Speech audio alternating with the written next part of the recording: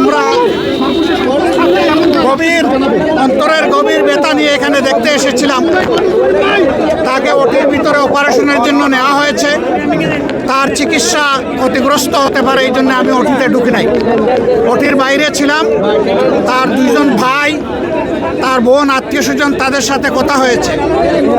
আমরা এই ঘটনায় স্তম্ভিত, আমরা এই ঘটনায় বিস্মিত এবং ক্ষুব্ধ। এই ঘটনা যে সমস্ত কাপুরুষরা ঘটিয়েছে, আমরা তার তীব্র নিন্দা জানাই এবং আমরা চাই অবিলম্বে কাপুরুষদেরকে খুঁজে বের করে শাস্তির আওতায় আনা হোক। তবে একটা কথা, মেসেজ ভেরি ক্লিয়ার, এই জাতি কোনো গুলিকে পরোয়া করবে না ইনশাআল্লাহ। আমরা কোনো গুলির তোয়াক্কাও করি না।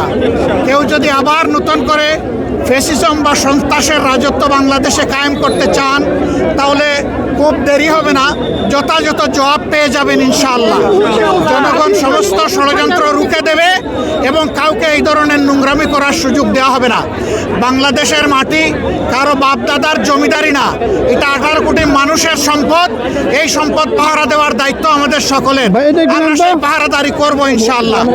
আমরা হত্যা চেষ্টা যারা চালিয়েছে, গুলি যারা চালিয়েছে, তাদেরকে অবিলম্বে খুঁজে বের করে শাস্তির আওতায় আনার জন্য সরকারের প্রতি আহ্বান জানাচ্ছি। সরকারের কোনো ধরনের ঢিলামি এখানে বরদাস্ত করা হবে না। সরকার যেন এই ব্যাপারে তৎপর থেকে নিজেদের দায়িত্ব পালন করতে পারে, আমরা তা দেখতে চাই। আপনাদেরকে ধন্যবাদ, ভালো থাকবেন। আমরা শরীফ উসমান হাদির সুস্থতা কামনা করছি।